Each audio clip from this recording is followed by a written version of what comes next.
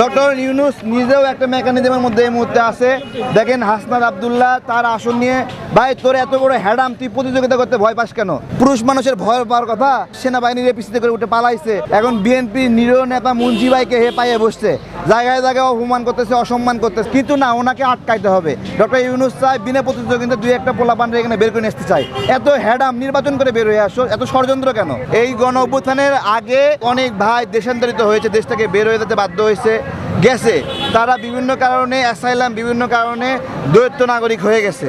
তো দ্বৈত নাগরিকত্ব ত্যাগ করবে, নির্বাচন করবে, সমস্যা কি? সবাই তো এই ভুক্তভোগী। উপদেষ্টারা দ্বৈত নাগরিকত্ব শর্তে উপদেষ্টা হয়েছে না, এটা একটা স্পেশাল নির্বাচন না? এই নির্বাচনে আসিফ মাহমুদ তারপর মাহফুজ তারা নির্বাচন করতে চাইছে না, নাইট এখনো উপদেষ্টা হয়ে নির্বাচন করতেছে না, এটা নিয়মের ব্যত্যয় না? উপদেষ্টারা নির্বাচন করতে পারে কখনো? নাগরিকত্ব ত্যাগ করে নির্বাচন করবে। কিন্তু ওইটা আগে ছিল, ওই যাতে এখন পেঁচাবে। এরা এই চোরগুলো সব সময় মজলুম সাজার চেষ্টা করে। 10 জন জামাতের প্রার্থীতা বাতিল হচ্ছে, কিন্তু ডবল 20 জন হচ্ছে বিএনপির। ক্ষতিগ্রস্ত হচ্ছে বিএনপি, এরা কান্নাকাটি করে যে ওদের ক্ষতি হচ্ছে।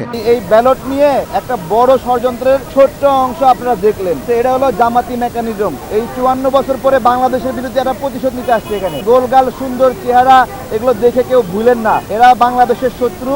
এরা হলো বর্ণমালা শিখায় চিটিংবাজরা।